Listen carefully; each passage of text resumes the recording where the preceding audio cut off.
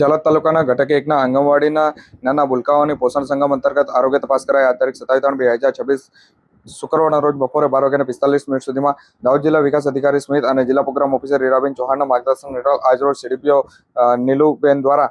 જાલોદ તાલુકાના ઘટક એકના ઘણા લાંબા સમયથી વજન ઊંચાઈમાં ફેરફાર થતા ન હોય તેના કારણે પોષણ સંગમ અંતર્ગત જે કહી શકાય કે બાળરોગ નિષ્ણાત પાસેથી 10 બાળકોની આરોગ્ય તપાસ કરવામાં આવી હતી. અતિ કુપોષિત બાળકોનું પીડિયાટ્રિશિયન ડોક્ટર પાસે બાળકોની તપાસ કરવામાં આવી હતી, તેમજ બાળકોના રિપોર્ટ કરવામાં આવ્યા હતા અને બાળકોના